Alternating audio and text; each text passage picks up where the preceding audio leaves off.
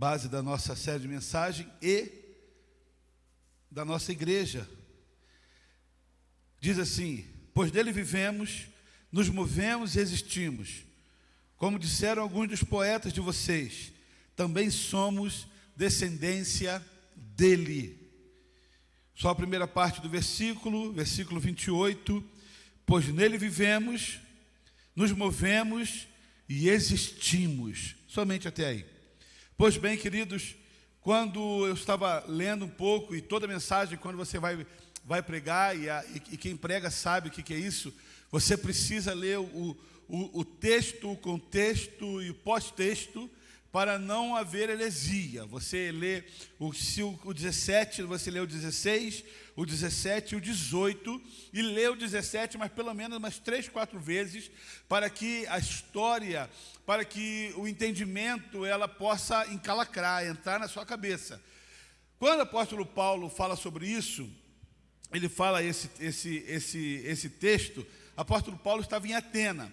Para você ter ideia, Atena era uma cidade que tinha aproximadamente 2,5 milhões de habitantes. Era uma cidade grande, era uma cidade maior que São José dos Campos. Atenas era uma cidade extremamente idólatra. Para que você tenha ideia, Atenas tinha imagem para todos os deuses que você pode imaginar.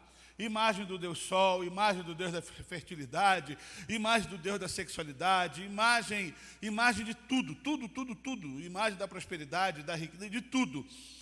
E por medo de faltar alguma imagem para algum Deus, em certo lugar de Atenas, ele colocou ao Deus desconhecido, um monumento ao Deus desconhecido. Porque vai que de repente nós possamos esquecer algum Deus, e esse Deus se levante contra nós.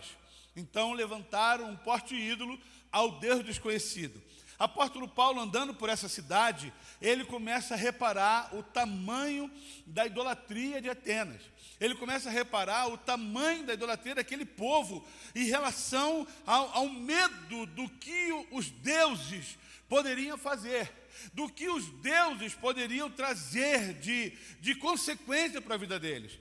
Apóstolo Paulo é levado para o Areópago, e no Areópago é um lugar onde se reúne alguns doutores para se discutir algumas situações sociais. Apóstolo Paulo foi até o Areópago, e chegando lá, ele começa a pregar aqueles doutores da lei, homens conhecedores da lei, conhecedores dos seus deuses, conhecedores da vida espiritual, da vida que aquela cidade tinha. E apóstolo Paulo ali começa a falar: mas por que apóstolo Paulo consegue entrar no Areópagos? Porque, se você não sabe, apóstolo Paulo era um homem muito estudado. Ele era um homem que a Bíblia fala que estudou aos pés de Gamaliel, e possivelmente apóstolo Paulo era um advogado, devido à figura da linguagem das suas escritas. A Bíblia não relata nada disso, mas bem provável que ele fosse um advogado. E como advogado, ele também era conhecedor das leis. Como advogado, ele também era conhecedor de muitas coisas. Então, o que acontece? Ele vai até aquele local e ele começa a falar com toda a autoridade e falar do seu Deus. Aquilo que às vezes nós deixamos e encobrimos de falar. Ao contrário disso, apóstolo Paulo, num lugar onde era extremamente idólatra, ele começa a falar sobre o plano de salvação de Jesus Cristo, daquele que morreu, daquele que ressuscitou, daquele que se entregou, daquele que amou não só os judeus, mas os gentios, daquele que estava preocupado em salvar toda a humanidade. Por quê? O gancho da mensagem de apóstolo Paulo foi exatamente ao Deus desconhecido. E ele fala: a esse Deus desconhecido, ele morreu por você. A esse Deus desconhecido, ele se entregou por você na cruz. A esse Deus desconhecido, ele ressuscitou dentre os mortos. E ele, quem nasce em Atenas é?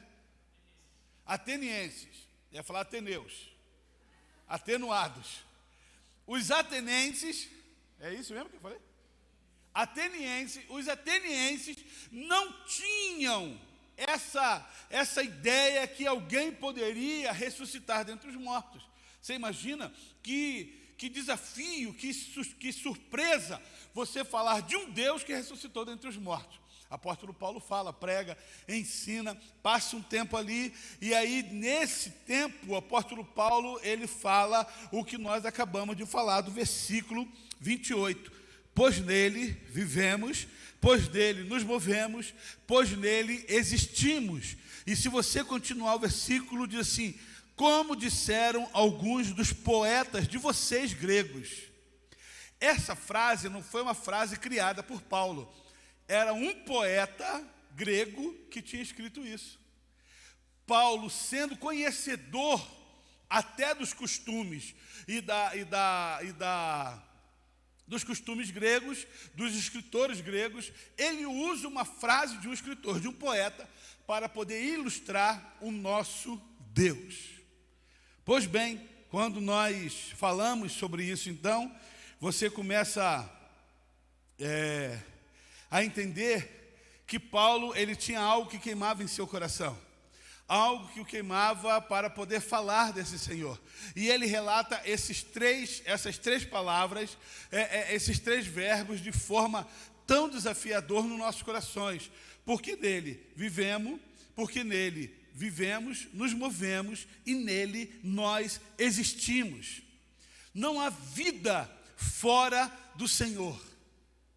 Não há vida fora da presença de Deus. Como na vida, pastor? Olha quantas pessoas aí fora, sim, sem vida. Quando nós falamos da visão espiritual, nós falamos que aqueles que estão em Cristo, eles se renovam, eles nascem de novo. Mas aqueles que não têm Cristo, eles estão mortos para o Senhor. E espiritualmente, apóstolo Paulo trata isso de forma poderosa. Falou assim, porque somente no Senhor você vive. Somente no Senhor você consegue se movimentar.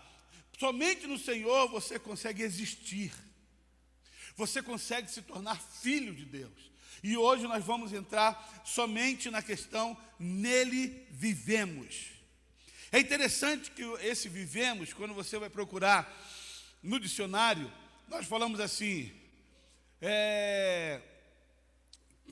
para qualquer pessoa, aonde você mora? Eu vivo na rua tal. Quando falamos vivemos, dá o sinônimo de moramos em tal lugar, habitamos em tal lugar, vivemos no Rio de Janeiro, vivemos em São José dos Campos.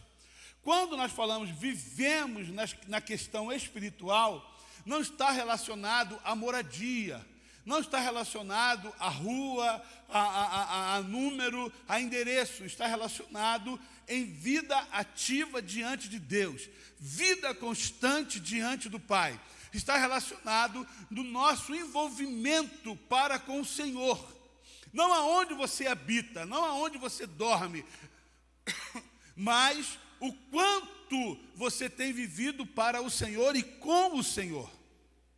Quanto tempo você tem colocado a sua vida? Vivemos continuamente com o Senhor. E é dessa forma que eu e você precisamos entender. Quando falamos no vivemos, precisamos entender o seguinte: como então eu posso viver o vivemos Cristo? Como que nós vivemos para esse Senhor? Como nós vivemos na presença desse Senhor? Você está aqui nessa noite, amém, queridos? Não me olha cara bravo, não. Sei que eu já chamei a sua atenção mais 4 vezes nessa reunião. E essa mensagem, ela vai fazer diferença na sua vida se você deixar o que foi falado descer para o seu coração e alimentar a tua alma. Alimentar a sua alma. Como vivemos Cristo? Primeira forma, da mesma forma que entrou o pecado, tem que entrar vida. Como assim, pastor? Da mesma forma que o pecado entrou na humanidade, tem que entrar a vida. Outrora, sem Cristo Jesus, nós éramos considerados mortos, sem esperança, sem vida. Sem Cristo Jesus, estarmos mortos para em relação a Deus. Talvez vivos em relação ao mundo, andando, caminhando, né? Mas em relação a Cristo Jesus, mortos, sem vida, sem perspectiva, sem salvação, sem perspectiva daquilo que o Senhor ia fazer. Agora, viver para o Senhor está relacionado diretamente a você fazer da mesma forma como entrou o pecado. Como que entrou o pecado? Para vivermos Cristo é preciso morrer. Não estou falando que você precisa chegar em casa agora, puxar a sua faca e dar 4 facadas no seu coração, cortar a jugular, fazer alguma coisa, cortar os pulsos, esperar isso. Não é isso que eu estou falando. É necessário morrer, porque é necessário morrer para o mundo. Abre a sua Bíblia comigo, em Colossenses. Liga aqui, filhão, me ajuda aqui. Colossenses. Abre lá, Colossenses, queridos.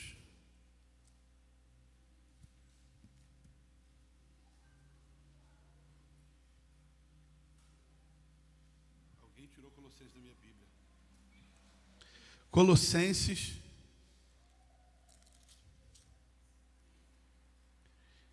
capítulo 3.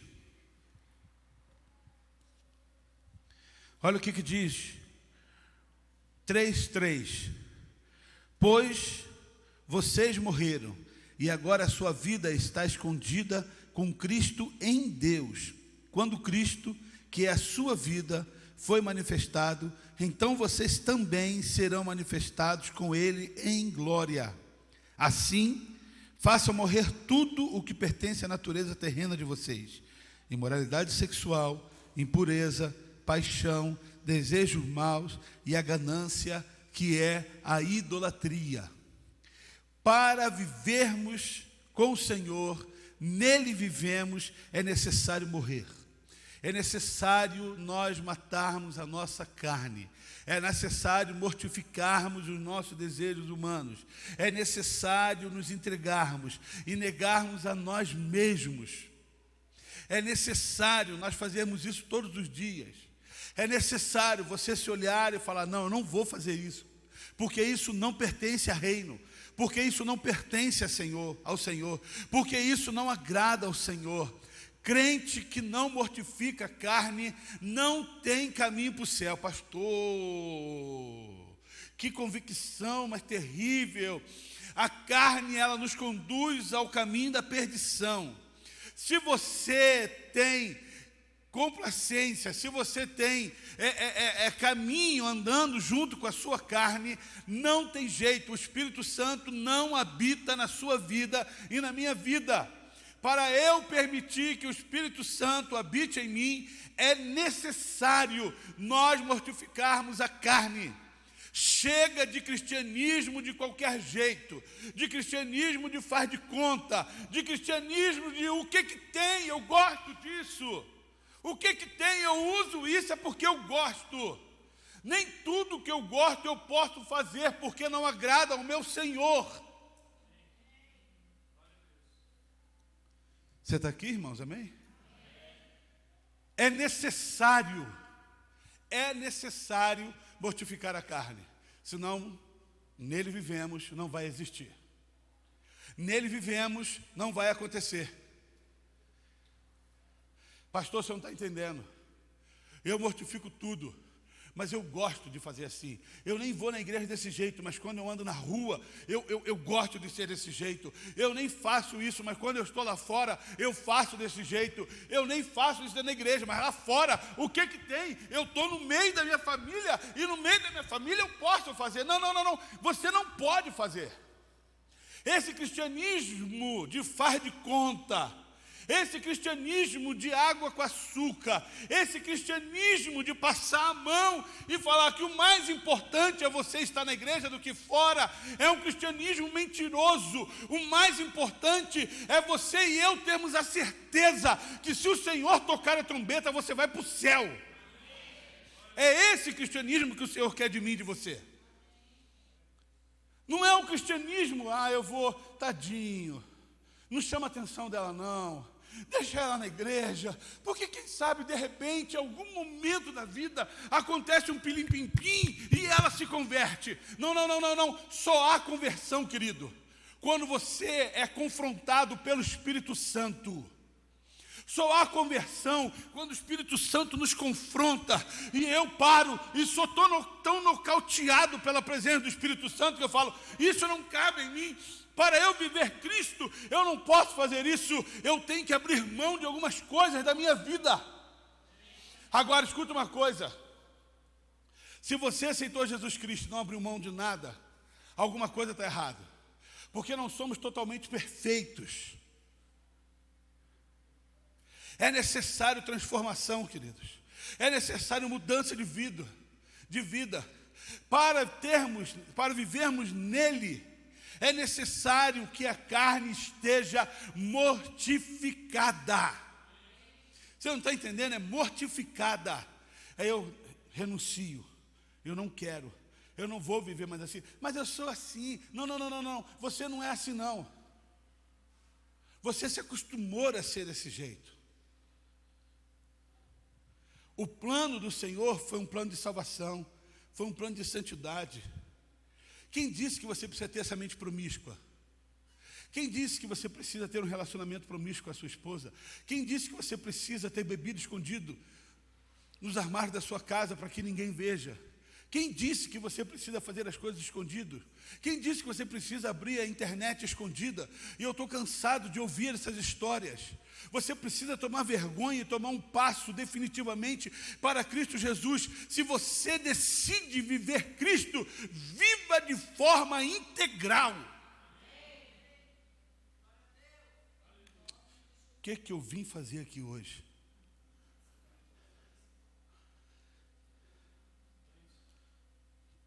Satanás matou o espírito que Deus tinha dado a Adão, para que Adão vivesse carne.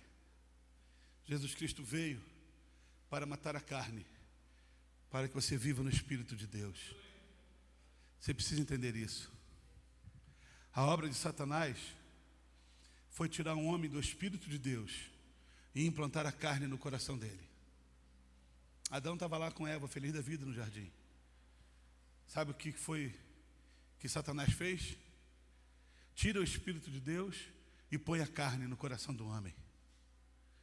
Deus pega um homem, tira do jardim e fala para ele que algumas coisas vão acontecer agora na vida dele. Você vai ter que trabalhar, você vai sentir dor do parto, mulher. Algumas coisas vão acontecer. Jesus Cristo vem para tirar a carne, a obra de Satanás, mas para implantar em nossas vidas um novo reino. Satanás trouxe um reino de medo, de morte, de destruição, porque é o que a palavra do Senhor diz, que o salário do pecado é a morte, mas que o dom gratuito de Deus é vida eterna. Jesus Cristo veio para que você possa ter vida, e vida em abundância. Vida em abundância. E eu não consigo entender. Eu sou assim, vou morrer assim. Dentro do reino, pau que nasce torto se endireita assim. Quem nasce da pá virada se acerta. Quem nasce em lar desmoronado, Deus coloca muro de arrimo e conserta a sua vida. Diante desse Deus, não existe impossível. O que existe é inconsequência humana. O que existe é o limite do homem para com esse Deus. Porque o nosso Deus é ilimitado. O que limita o nosso Deus é a nossa fé e falta de esperança naquilo que Ele pode fazer por mim e por você. Ô, Michel, se você não der um pouquinho de retorno mais, irmão, eu já perdi a voz. Alô, som. Deixa assim. Não é ele que vai baixando, é a minha voz que vai sumindo. E precisa daqui a pouquinho ter mais som aqui do que na frente. Mas deixa.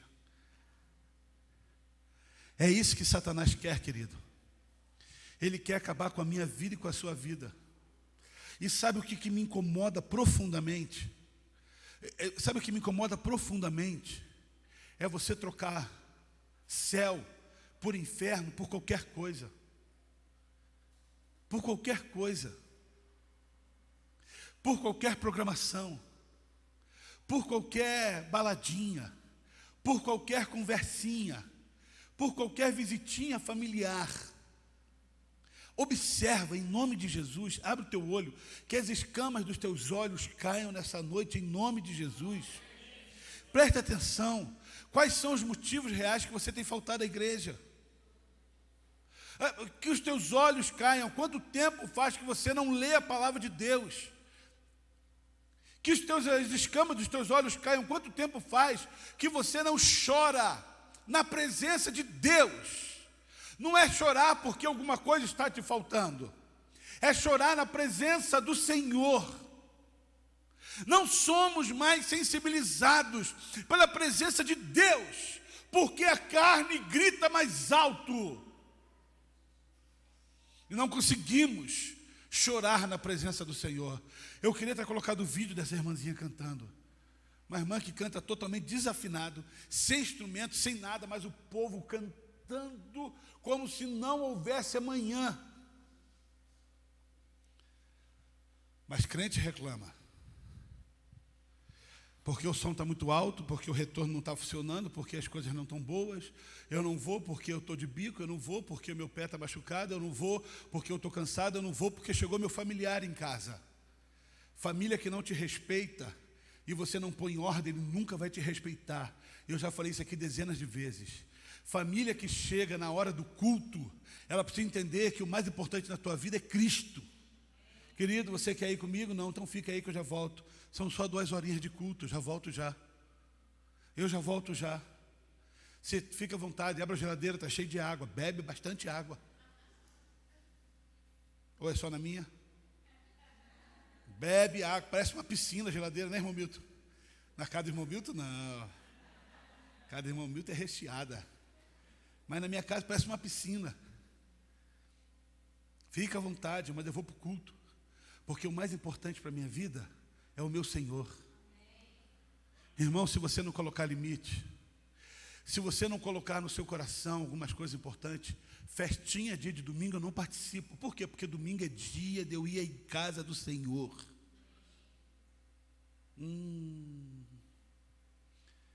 Não foi legal isso, hein, pastor? Eu não vou. Por quê? Porque domingo é dia de eu ver Deus.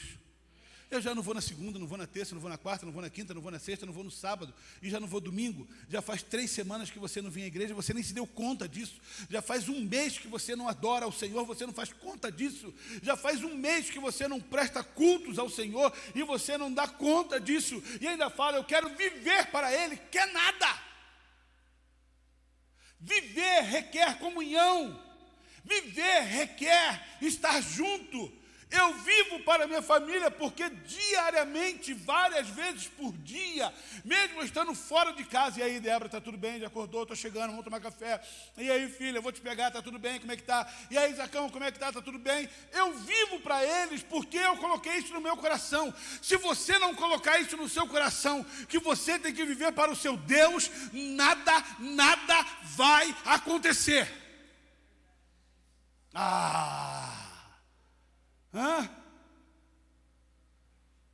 Você paga um preço pela sua família. Fernandinha liga para o pai e fala, pai, vem em casa. Fernando, o que ele faz? Imediatamente, não quer nem saber.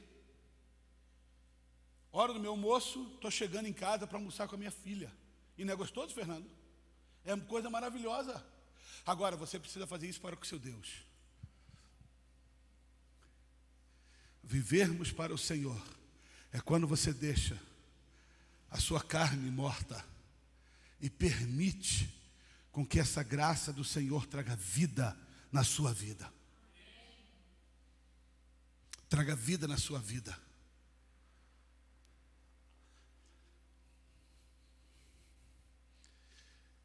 Vivemos nele que precisamos nascer.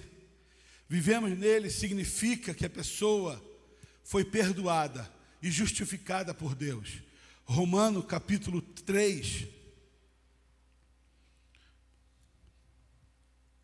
Romanos 3, 23.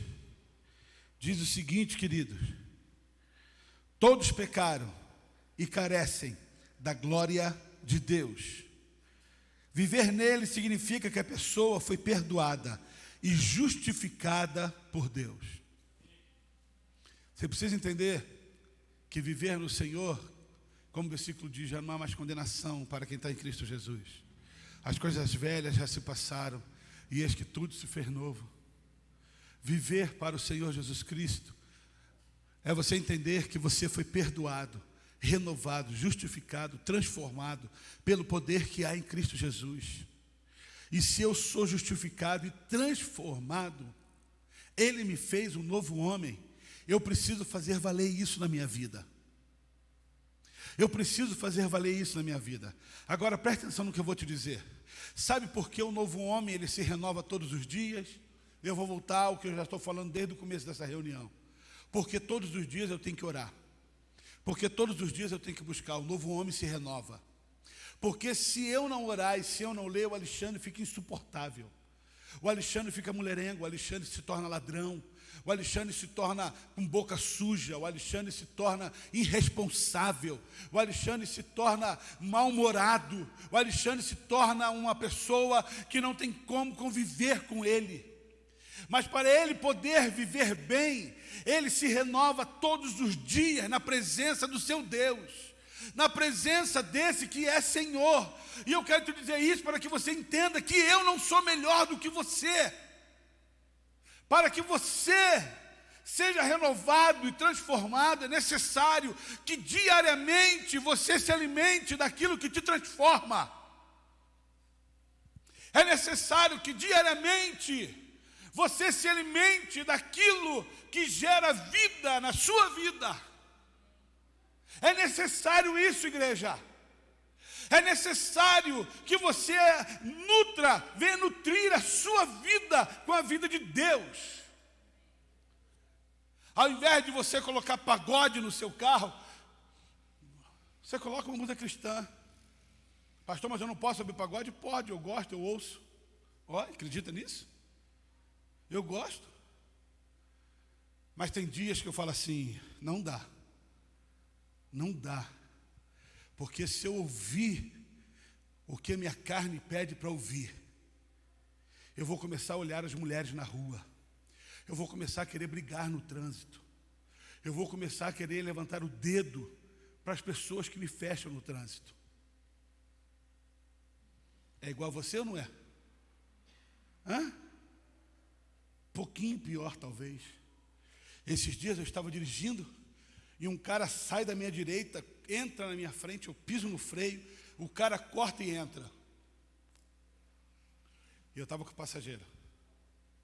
E ele falou assim, meu amigo, você não pode xingar porque eu estou aqui, né? Eu falei, não. Não, senhor. É por outro motivo. Que eu não posso xingar esse cara. Esse infeliz miserável. Filho de Belial. É por outro motivo. Que eu tenho um Deus que já me transformou. Mas eu tenho que nutrir isso todos os dias, irmãos. Senão, sabe o que eu faço? Eu abro a janela do carro.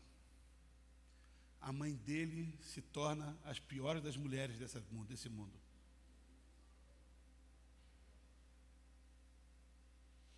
Mas sabe por quê? Porque eu dirijo falando, Senhor, tem misericórdia. Senhor, abençoa a comunidade. Senhor, abençoa esse projeto. Sozinho não vai dar. Desperta aquele povo que está dormindo. Senhor, tem misericórdia. Essa semana, Senhor, guarda. Senhor, Senhor. E de tanto clamar, Senhor, Senhor. De tanto a minha mente ser encharcada disso, não há espaço para outra coisa. Se eu começar a entender, queridos, que para viver nele, eu preciso ser perdoado e justificado. É necessário você ser transformado. É necessário isso aí viver todos os dias. Em quarto, vivemos em Cristo, significa que a pessoa, ela vive pela fé. Viver pela fé é duro, hein? Viver pela fé é duro. Porque se é fé, é a certeza das coisas que vão acontecer, mesmo que meus olhos ainda não viram, você precisa olhar para esse teu marido encrenqueiro e falar: Deus vai mudar. Você não viu a transformação dele, mas pela fé ele vai transformar. É você olhar para essa sua esposa goteira. A pessoa quer falar só dele? É olhar para essa esposa goteira e falar: vai secar uma hora, vai melhorar. É você olhar para os seus filhos que não têm perspectiva nenhuma de reino e falar o seguinte: vai se prostrar aos pés do Senhor. É você, quando você receber o teu salário, é você separar o teu dízimo e falar assim: é fé, porque 100% do que eu tenho não dá, mas já que não dá, então separo e Deus vai me ajudar a viver com meus 90%. É fé, querido, o reino é fé, e o justo viverá pela fé, a salvação é pela fé. Porque se eu perguntar para mim mesmo agora: Alexandre, você vai para o céu? Eu só vou para o céu porque eu tenho fé salvadora na minha vida. Porque se eu olhar para o Alexandre, ele não é merecedor de céu. Um lugar santo, puro, um lugar que está aquele que é Rei dos reis, Senhor dos senhores, Criador de todas as coisas. Mas pela fé eu creio na salvação, que eu nutro todos os dias, que eu alimento todos os dias no meu coração. Você precisa viver pela fé. Crentes deixam de executar coisas grandes na sua vida porque são medrosos e não têm fé num Deus poderoso que pode fazer infinitamente mais do que você pode pedir ou pensar. Mas não consegue. Não consegue. E não consegue porque eu volto de novo um pouquinho a mensagem. Pelo fato de não se alimentar desse Deus, ele não conhece esse Senhor. Ele não conhece esse Senhor. Sabe aquela pessoa que eu estava falando no começo da reunião? No meio da reunião, se casou, virou saco de pancada do seu marido, virou escárnio do marido, virou esculacho, bagunça do marido. Quanto tempo você namorou com ele? Não deu 2 meses. Casei com 18 para 19 anos, grávida. Não tinha conhecimento de quem era ele. Eu falei: sabe qual é o problema? Você não teve tempo de contrariar ele. Você não teve tempo de provar quem ele era. Quando eu namorei com a Débora, nós namoramos 2 anos. Namoro e noivado. Nesses 2 anos, eu falei não para ela. Eu contrariei ela. Eu vi a Débora irritada dezenas de vezes. E ela me contrariou, mas outras dezenas de vezes. Me viu na tampa da chaleira. Me viu fazendo o que eu não podia fazer. Mas ela não casou enganada. Casou com o Alexandre, que era o Alexandre que era mesmo. Eu não casei enganado, casei com a Débora que eu sabia que era mesmo. Claro, vai batendo a idade, vai melhorando. Vai ficando mais puro que o ouro. Pedra preciosa, aleluia. Mas você precisa entender, queridos, que se você não conhece o seu Deus, você não pode viver pela fé, porque você não o conhece. Eu não tenho surpresa com a minha esposa porque eu a conheço. E eu me comunico com ela só pelos olhos. Eu olho para ela, ela fala quase o que eu já estou querendo, ou sentindo, ou o que eu estou pensando. Que isso, amor? Aqui não. Não, você pensou o quê? Não tem banco 24 horas para ele sacar dinheiro. Só em olhar para ela sabe. Porque nós nos conhecemos. Isso se chama relacionamento. Por que muitos casamentos não dão certo? Porque não tiveram relacionamentos profundos no seu namoro.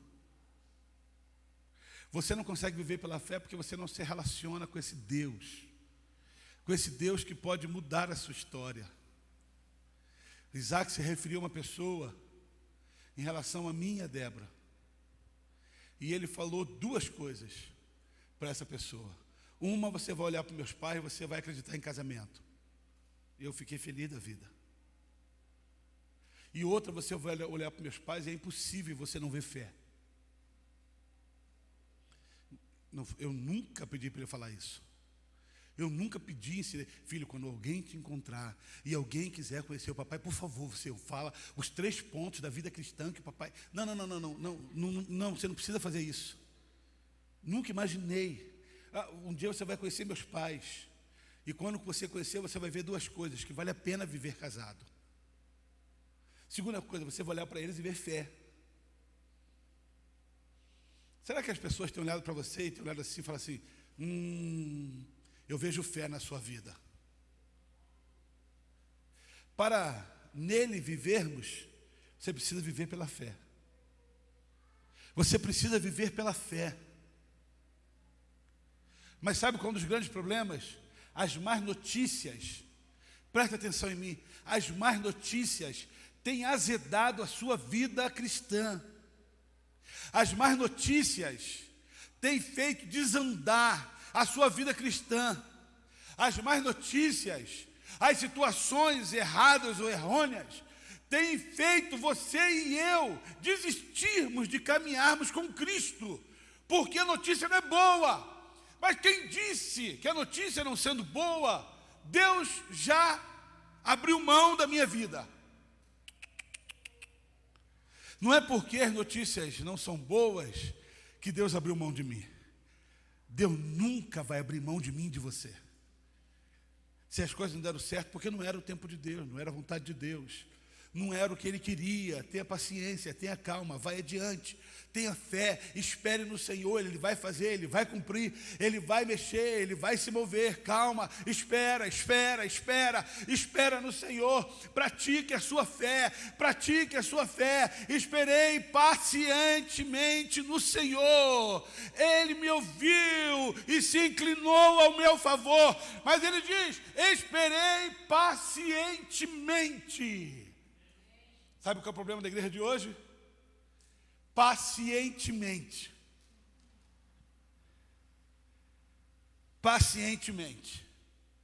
Não conseguimos fazer isso. Pacientemente, não conseguimos esperar. E por não saber esperar, você mata a sua fé. Por não saber esperar, você mata a sua fé. Último lugar. Não passe de mais 10 minutos. Vivermos Cristo significa ter o prazer de viver a alegria da vida. Se nele vivemos, você tem que ter prazer em viver. Você tem que ter prazer em viver. Estava conversando com uma pessoa. Por que você está desse jeito?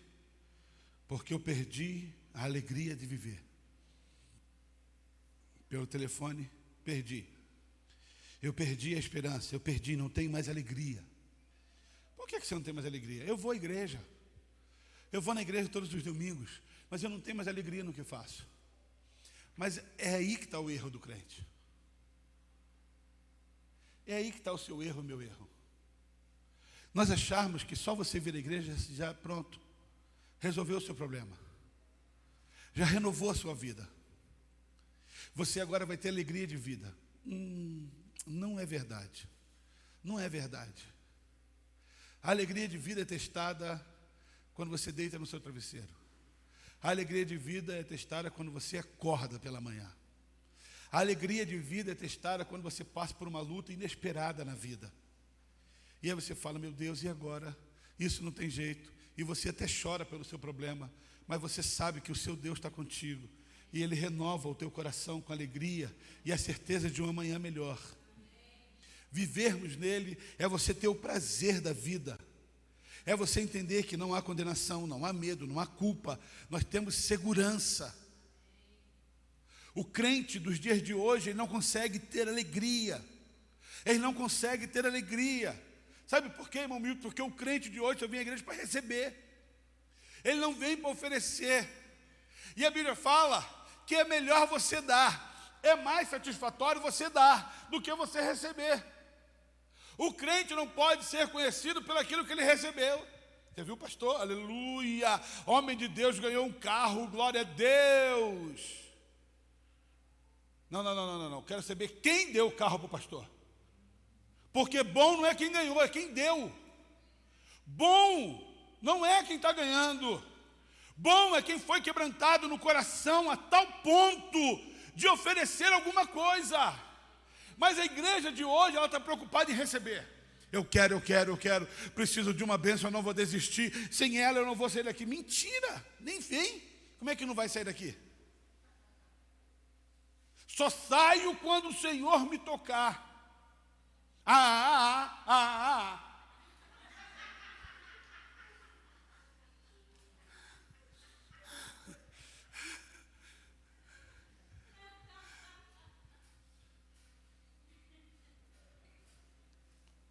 Sabe quando as coisas mudam?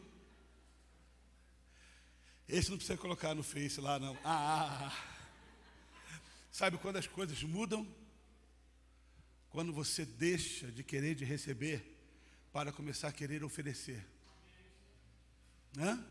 Olha que vitória. Você começa a oferecer. Ao invés de você esperar alguém te chamar para poder jantar, você convida alguém. Ao invés de você esperar alguém te dar uma oferta, você dá uma oferta para alguém. Ao invés de você esperar alguém te dar um presente, porque você acha que você é merecedor, mas você nunca deu presente para ninguém. Para ninguém. Você nunca deu. Como é que quer receber? Nunca fez um agrado para ninguém, quer receber. Foi meu aniversário e eu não recebi. Deixa eu rasgar meu coração aqui um pouquinho. Só um golinho. A Débora fez 50 anos. 30% da igreja cumprimentou ela. 30% da igreja cumprimentou ela. Mas eu tenho certeza que no dia do seu aniversário, você vai esperar uma mensagem, aí você chama ela até de pastora. Eu tenho certeza que no dia do seu aniversário, você vai esperar que ela mande uma mensaginha para você, mande um coraçãozinho e fale: irmã, estou orando para você. Sabe qual é a tua sorte? Que o olho por olho, dente por dente já passou. Porque minha vontade é de alistar. Não mandou. E ficar esperando o seu aniversário. Quando você vier me cobrar, o que foi, irmão? Você tem certeza que você quer me cobrar disso? Tem certeza mesmo? Pensando bem, eu acho que não, né? Pensando bem, eu acho que não. Você não pode receber o que você nunca deu, irmão. E isso não é só um ensinamento para crente. Leia a biografia de Abílio Diniz. O primeiro 1 milhão dele, ele ofereceu. Ele falou: eu quero ter um homem, eu quero ser um milionário. Mas antes de ter, eu quero dar. Oferecer o meu primeiro 1 milhão. Você sabe um pouco da história dele, se não sabe, vai ler então. Queridos, viver Cristo significa ter o prazer da vida. Significa: alegrei-me quando me disseram, vamos à casa do Senhor. Significa que você chega aqui na casa do Senhor, nesse ambiente gostoso, agradável, talvez um pouco empoeirado, porque essa semana mexemos aqui na plataforma, encheu de poeira, sujou um pouquinho. Mas significa que quando você entra por essas portas, nós não vamos precisar ficar colocando lenha na fogueira. Levanta a mão, aleluia, dá 3 pulinhos, para a direita, para a esquerda, para frente, para trás, corre. Quando acabamos aqui, estamos... Não. Significa que quando você entra por essas portas, independente do que nós vamos falar, independente se vamos falar ou não, independente de qualquer coisa, você vai adorar ao teu Redentor, porque Ele vive. É porque Ele vive. E porque Ele vive, o cântico fala: você pode crer no amanhã. O que eu fico abismado é que você entra por essas portas com uma cara que só Jesus sabe de quê. Mas se acabar aqui, pega fogo ali fora. Queridos, Vivermos nele significa você ter alegria de vida. E alegria de vida não é porque tudo te vai bem. É porque acima dessas coisas eu tenho um Senhor. Acima dessas coisas eu tenho um Deus. Acima dos meus problemas eu tenho um Senhor. Se tem alguém que quer falar contigo, vai te aborrecer, você fala, não quero falar contigo. Essa semana uma pessoa me cercou a semana toda, e eu não aguentava mais, eu falei para ele, não quero conversar contigo. É necessário o senhor conversar comigo? Eu não quero conversar com você, conversa semana que vem. Você vai me aborrecer. Você vai me tirar a paz. Semana que vem eu converso contigo. Amanhã eu estou cheio de vontade para conversar com ele. Mentira, estou nada, mas vou conversar. Mas nada pode roubar a tua alegria. Nele vivemos é muito mais do que um tema de uma igreja. É um estilo de vida. É um estilo de vida. Viver no Senhor é muito mais do que dar pulinho. É muito mais do que se arrepiar. É o seu dia a dia, prostrados aos pés de Cristo.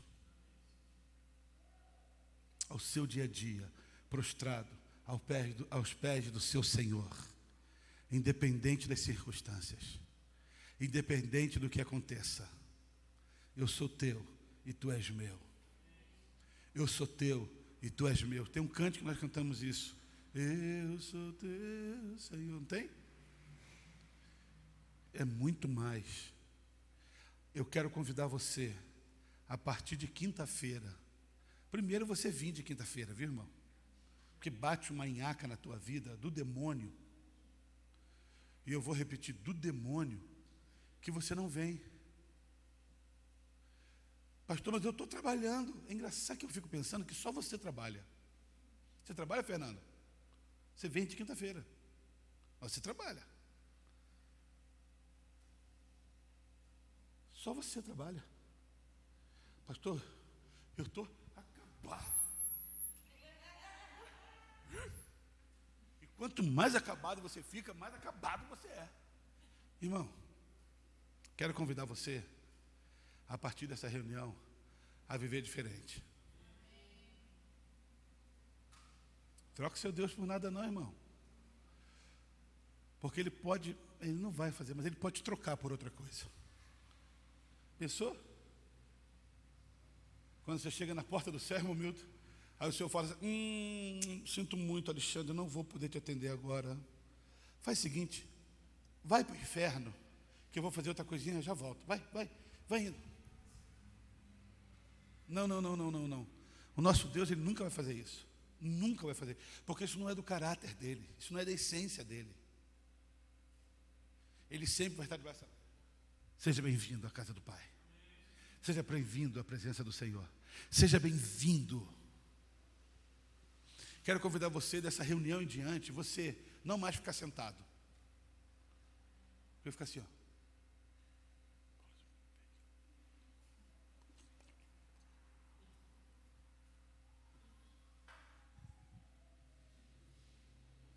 Eu quero convidar você a ter uma outra postura de crente. Eu quero convidar você a rir mais. Essa cara de rabugento, a rir mais, irmão. Se liberar desse peso. Não peso de gordura, porque isso não tem problema. Esse peso também tem que liberar. Tem problema sim, viu, André? Aí você só. Mentira, tem mais. Não é, Rogério? Tem mais, não é, Fúvio? Tem mais. Tem que liberar esse negócio, tem que jogar fora. Mas não é esse peso que impede a tua adoração.